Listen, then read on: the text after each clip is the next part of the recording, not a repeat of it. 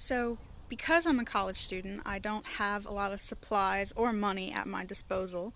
So, I decided to make a little mini greenhouse propagation station, whatever you want to call it, out of some Rubbermaid bins. And as you can see, I've cleared out this empty one just to show you the whole process from start to finish. And this is my finished one. There's a good bit of moisture, as you can see, the little rivulets running down. This is good. You want your cuttings to be super duper moist, not soaking wet to the point where they're rotting, but I mean, as you can see, all of these are pretty happy little guys. I have pothos, and I'm going to pull one out so I can show you that it's rooting really nicely. Oh, it's really down in there. Okay, wow. Look at that thing. That's crazy. And that's a cutting I took probably 2 weeks ago. Maybe a little longer. Quarantine brain's not really helping me out too much. So yeah, I'll put that guy back in there in a minute. There's some Mexican heather that I took. It doesn't have any roots yet because I did that a couple days ago. Love this pothos.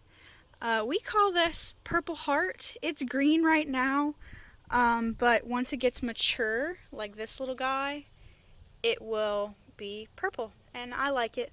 I stole it from my mom's garden. A lot of this is just cuttings from around the garden. I had a big house plant with all those pothos and decided to cut it up since my horticulture club could use some new pothos specimens.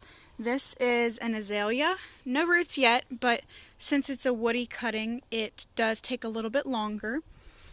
So I'll put that guy back in there. But all you really want to do is, let's go back to the front, fill it up. I would say that's about 1/4 of the way with good quality potting soil.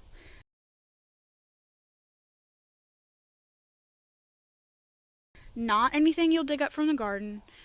You want, something you'll get from the store. Miracle Grow, anything like that. And then if you notice, there's kind of this shiny stuff on top. That's called vermiculite. That will keep an even coating of moisture all over the plants. I got it from Amazon. If you have, qualms with Amazon, definitely don't do it. Don't get it from there. But you can get it from pretty much any garden store. And it just keeps everything nice and moist. So I watered this probably 2 weeks ago. And as you can see, it's still pretty moist. I keep the lid on it. I take it off periodically, maybe once a week, just to check on everything and make sure. See, I'm not perfect. My lid's got duct tape on it, but it works and it keeps everything. It keeps the humidity high. It keeps the moisture in place. And since I live in South Louisiana, when it rains, it doesn't get too much water and leave everything rotting. So I can definitely regulate it. The only problem I have with this system is you can't use very tall cuttings. So as you can see, this Mexican heather, she's not looking too good because she's hitting that top. And for some reason, I haven't really figured this out yet because, like I said, I'm no expert, but they don't like hitting the top. But like pothos, they're doing great. They're just living their best lives out here.